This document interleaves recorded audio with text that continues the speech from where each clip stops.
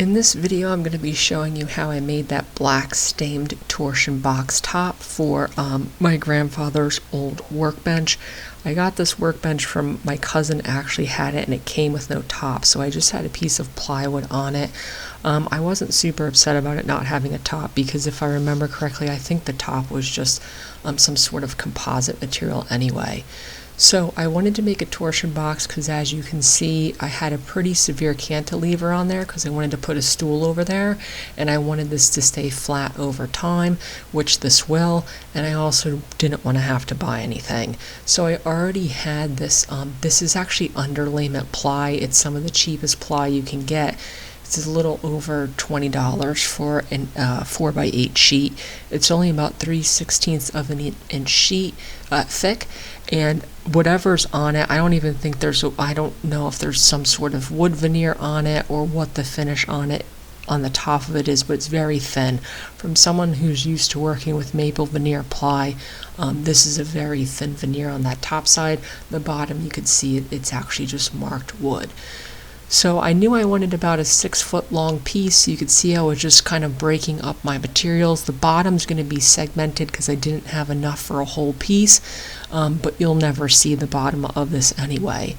The torsion box is going to be made of 1/2 inch MDF.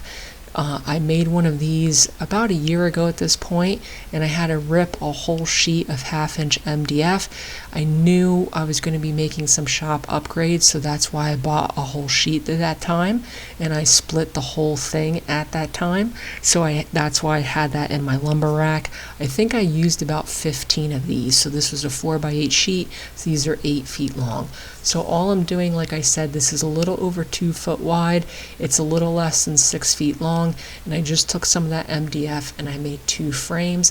I'm making this a little bit smaller than my ply because it's going to move around. You'll see when I start to put this together. So you want an overhang. For the inner grid, the whole thing has to be lap jointed together. So for a standard size like this, I kind of like to do a 4-inch grid. It's going to be real structural, but this is not going to be holding a lot of weight. Like I said, I'm basically just going to have my lasers on here. I want it to be flat, so that's why it's so thin. I didn't need anything crazy. So that was basically the catalyst for the decisions of the 4-inch grid. I know some people make them a little bit smaller than that. Some people make them 6-inch grids, but like I said, I just find the 4 to be pretty easy. So all I did was cut those 5 lengths. You could see I did some quick math. When you're doing a grid like this, and your numbers are most likely not going to be easily divisible by the outer frame you're working with, you're always going to have a shorter piece. So then for my short sides, I kind of did some rough math. I figured I would need 17. I only ended up needing 16, and I rough cut those as well. So my long sides were the same length as the inner frame. My short sides were the same width as the inner frame, and then I just cut all of those. So this is I know torsion boxes can be a little bit of a mystical process, but once you've done them a couple times, it's actually pretty easy. The longest part when I first made this, because I did them singularly, was making all the lap joints, but I've kind of divided this method to cut them all at once. Makes this process really quick. This build took 2 days because of drying time, but hours wise, this was only a day-long build. So I'm going to break up all of my pieces into my longs and my shorts, and I'm going to tape them all together.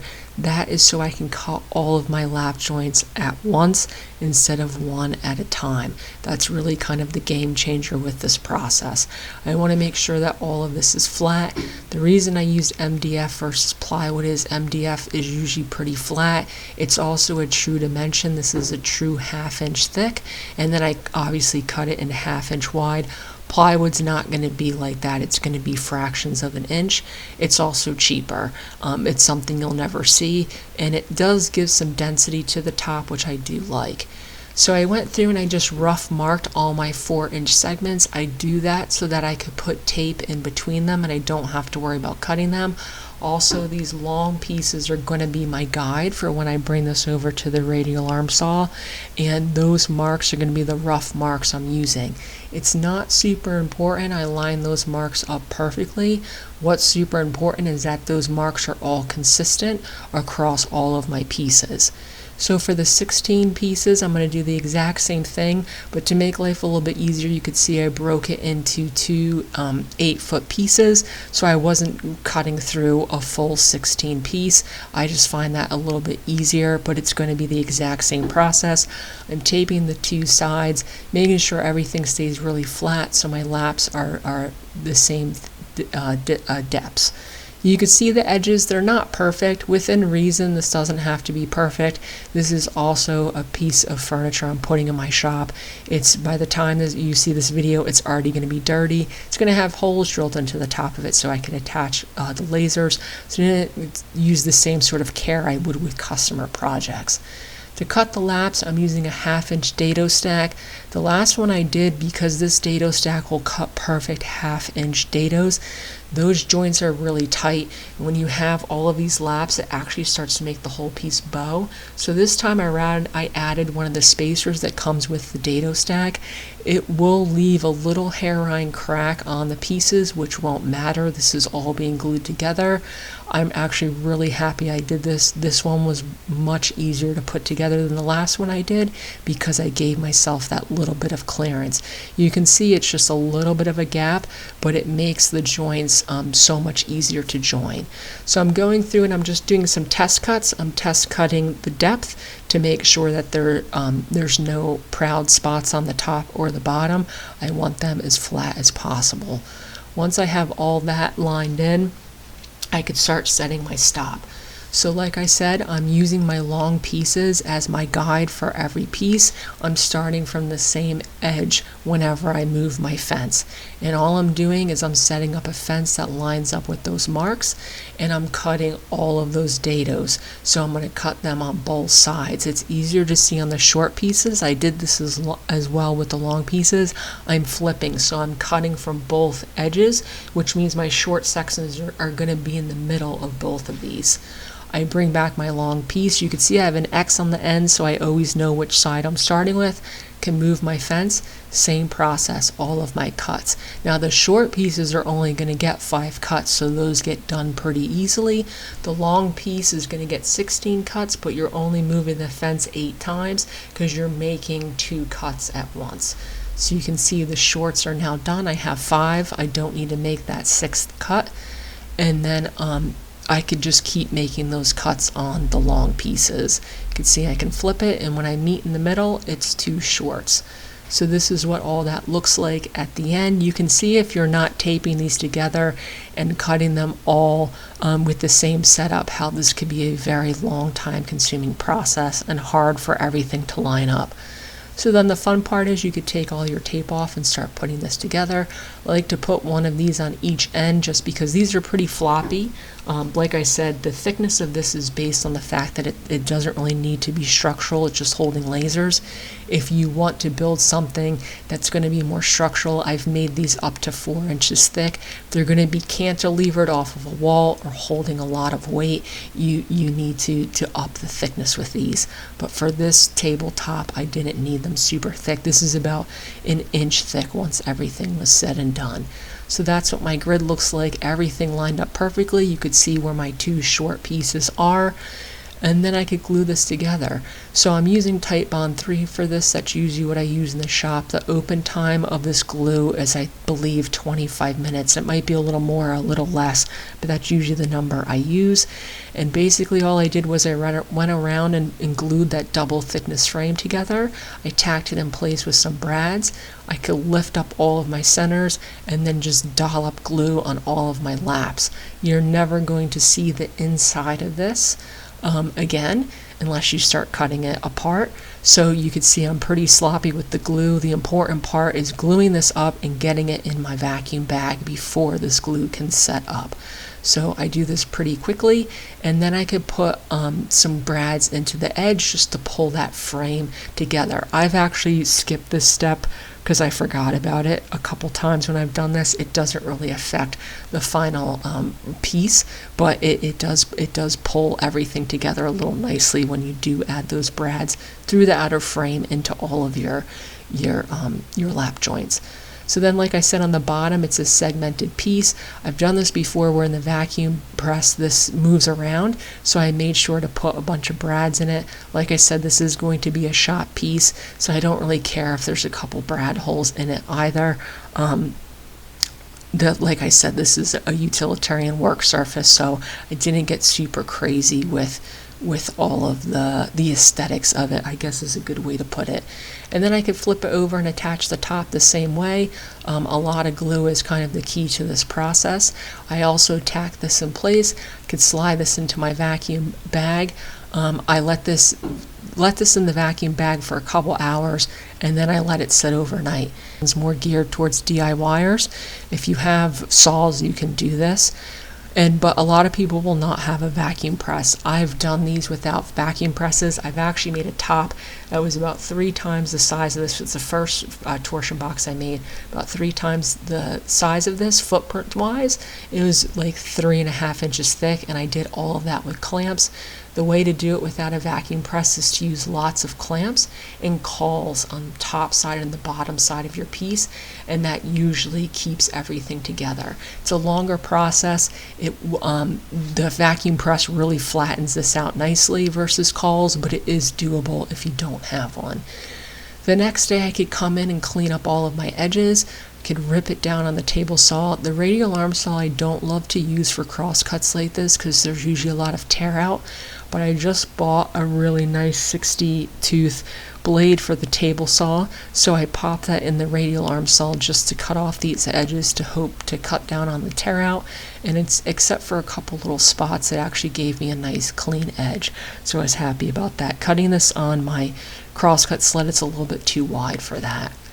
So then I'm putting a hardwood edge on the outer edge of this, which will just make it that much stronger. So what I do for this is I put a groove along the whole perimeter. I like to get this in the middle. You will see I did not get this in the middle, and that doesn't really matter. It was off by like 1/8 of an inch. Basically, the important part is the perimeter is the same depth and the same distance off of the top, so when you cut the receiving tongue on the wood I have, it fits in there nicely.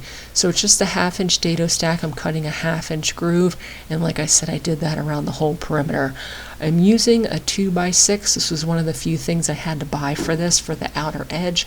I know that pine is a softwood, but for the purpose of this video, I'm referring to it as a hardwood because it's not a plywood or a composite.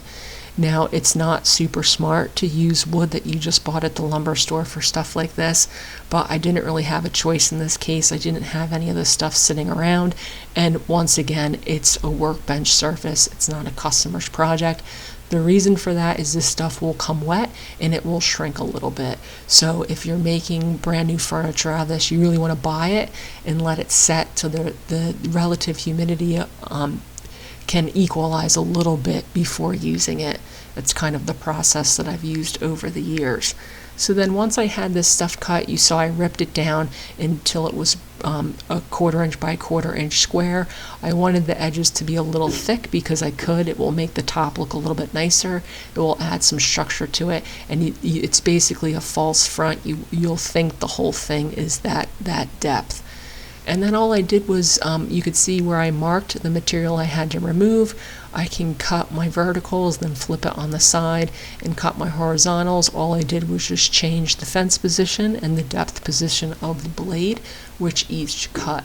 And then that is what I'm left with. My tongue is a little bit thinner than the groove, and that's just because this is a 2x6. It's not going to be perfect material. I didn't spend the time to plane it and joint it, so I figured I'd rather be able to shift it around a little bit, which won't affect the structure of the piece, and then sand it more if I needed to.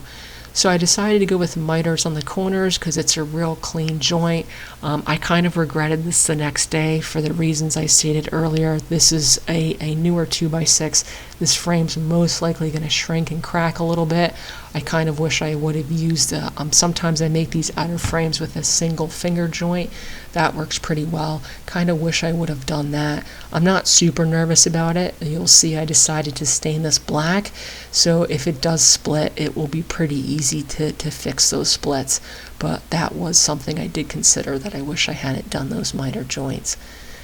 And then, like I said, since this wasn't a super nice material, it is cheap underlayment,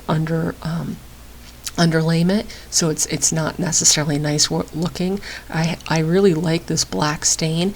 The grain, you can't really tell in the video, but the grain and the figure of wood will still show through, but it basically looks like a painted surface. You could kind of see it here. You can see the grain.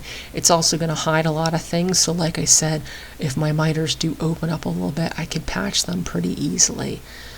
So then for the workbench, I decided to put wheels on this. Once the drawers are in place for this workbench, it's really heavy. It's not something you can pick up. And while I don't plan on moving it around a ton, I do like the option to be able to move it. So I took out those brackets. I had to break all the bolts to get them out, but I got them out. And I added these 2x4 edges in place. I lagged those in place. And then I added these this is a 2x6 I split in half, and that is going to span the two pieces, and I can attach wheels to it. Aftermarket attaching wheels to furniture, it never looks super nice, but like I said, once again, it is just a workbench in the corner of my shop. The reason I did it that way was I didn't want this to be really high off the ground, so the wheels are essentially recessed. It's only about a half an inch off the ground is kind of the reason I did that design. You can see the cantilevers where the stool's going to be. Like I said, lasers are going here. I don't spend a lot of time sitting around the shop, but if you do lasers and you use those programs, they can take a lot of time, so it is nice to have a seat. This stain's still wet, so you're not going to see me clear coat it in this video. I'm going to let it dry for at least 3 days before I do that. But this corner of my shop is actually starting to look like a quote-unquote real shop. You can see just how nice and flat that top is.